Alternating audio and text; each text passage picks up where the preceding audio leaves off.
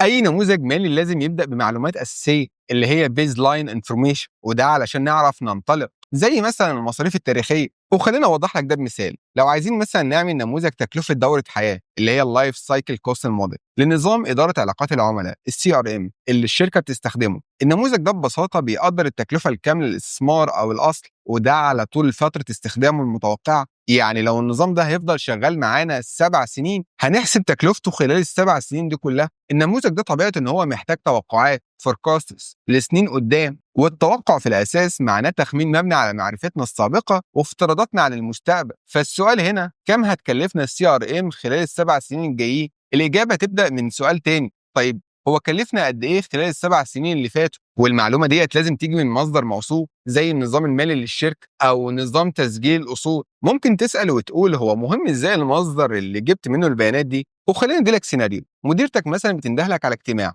هي كانت بتراجع النموذج اللي عملته للتكلفه الكامله للCRM. انت قدرت صافي القيمه الحاليه اللي هي الMPV بماينس 12 مليون دولار على 7 سنين. مديرتك سالتك جبت البيانات التاريخيه منين؟ فتخيل ردك يكون بصراحه اعتمدت على اللي قريته عن شركات تانية وصرفها على انظمه الCRM. المنظر هنا وحش جدا. لكن لو كان ردك ممتاز انك سالتي انا عامل متوسط متحرك 3 سنين مبني على الارقام الفعليه من نظام الشركه المالي، ساعتها الانطباع هيكون ايجابي جدا. فالخلاصه لما تجيب البيانات الاساسيه من مصدر موثوق، مش بس هيدي لك ثقه اكبر في النتائج، ده كمان هيخلي نموذج سهل التحديث كل ما احتياجات الشركه تتغير. وخلينا اسالك سؤال، عمرك وقفت قدام اكسل وسالت نفسك هو ازاي بعمل فاينانشال موديل بشكل مظبوط من غير ما اتلخبط؟ لما تيجي تبني الموديل المالي بتاعك غالبا بيجي في بالك ابدا منين واستخدم ايه. اخر مره دورت لقيت في حرفيا مئات البرامج المختلفه اللي ممكن تستخدمها في الفاينانشال موديل، وكتير منها بيكون مدمج مع انظمه الفاينانس. بس خلينا ما نغرقش في الموضوع ده قوي، مع ان في اوبشنز كتير متاحه، بس انا لسه بشوف اكسل هو الاساس، وده لسبب منطقي جدا.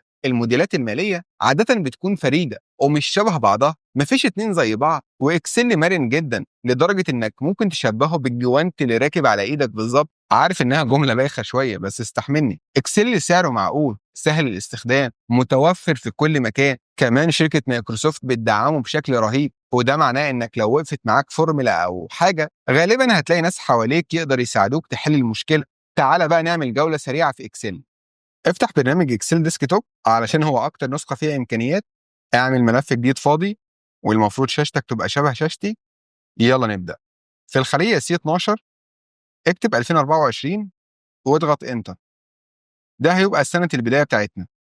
وفي الخليه سي 11 اكتب الرقم 0.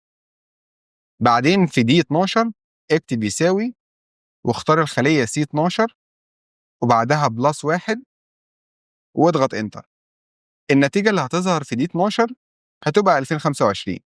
دلوقتي لو عايز الموديل يتوقع لسنين قدام على اساس ان العمر الافتراضي 7 سنين، كل اللي عليك تعمله انك تسحب من الركن اليمين تحت للخليه دي 12 لحد الخليه جي 12. بص كده ايه اللي حصل. اكسل زود السنين اوتوماتيك لحد ما وصلت ل 2031. بعد كده في دي 11 اكتب يساوي وبعدها اختار سي 11 بلس 1 واضغط انتر. زي ما عملنا قبل كده اسحب الخليه لحد جي 11 وهتلاقي برضو اكسل زود الارقام تلقائي. وفي الخليه بي 13 اكتب Major Enhancements اللي هي التحسينات الأساسية، بعدين وسع العمود شوية علشان كلمة تبان. وفي الخلية بي 14 اكتب Annual Maintenance يعني الصيانة السنوية. يا رب أكون كتبتها صح، ولسه هنرجع نكمل البيانات ديت بعدين. كده نقدر نقول إننا عملنا بداية صح.